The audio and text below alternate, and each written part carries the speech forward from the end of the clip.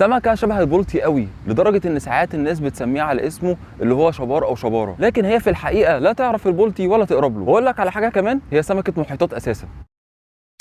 بسم الله والصلاه والسلام على رسول الله. اهلا بيكم في قناه السمك في اسكندريه، معاكم عمرو ابو الوفا. والنهارده ان شاء الله هنتكلم عن سمكه النفشه او العدسه او الفنش. وفي اماكن بره اسكندريه ممكن تلاقي اسمها بندير او بودرنا. سمكه النفشه اكتر حاجه بتميزها ان الزعنفه الظهريه عندها في الاخر كده عامله كيرف، تمام، مع الديل في كيرف تاني، مع الزعنفه الشرجيه عامله كيرف تالت، فيبان ان هي في الاخر عندها 3 ديول. ومن هنا جت تسميتها باسم ثلاثي زعنفه الاطلسي، لان موطنها الاصلي هو المحيط الاطلنطي. الحاجه الثانيه اللي بتميزها عن سمكه البلطي ان عارف انت الراس كده من قدام من فوق العينين هتلاقي ايه عندها الحته دي مقعره. فسمكه البلطي الراس عامله كده مثلث، لكن عند سمكه الفنش او العدسه دي بتلاقي ايه راسها كده مقعره، وبيبان اكتر في الاحجام الكبيره. كل ما حجمها اكبر هتلاقي راسها كده مقعره من فوق اكتر، مع العلم ان طولها ممكن يوصل لمتر ووزنها ممكن يوصل ل 27 كيلو. والكلام ده كله اقصى عمر مسجل ليها هو 8 سنين، يعني معنى كده ان هي اصلا بتكبر بسرعه. الحاجه الثالثه اللي بتميز سمكه الفنش عن سمكه البلطي ان عينيها من فوق،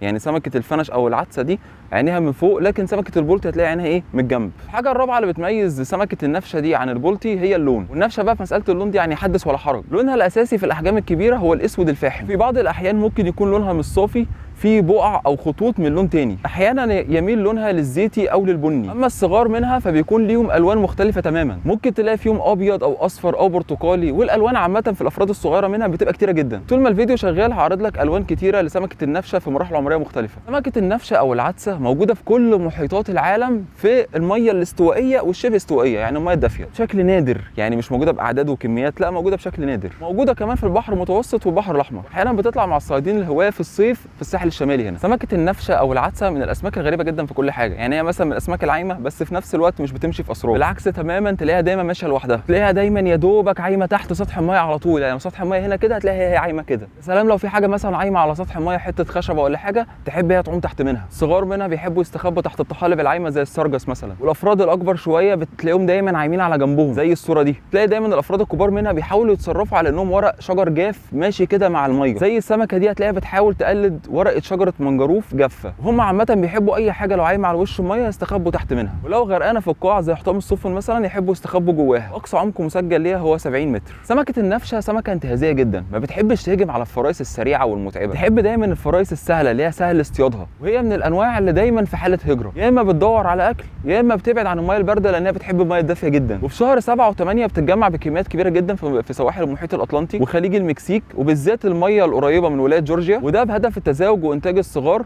وكل انثى تقريبا بتضع 700,000 بيض. الصغار مش بتقدر تكبر في درجه حراره اقل من 29 درجه مئويه، يعني عشان الصغار دي يبقى عندها امل تكبر وتعيش لازم تعيش في درجه حراره 29 درجه مئويه فما فوق. يا رب المحتوى يكون عجبكم، ما تنسوش تشتركوا في القناه وصلوا على النبي صلي.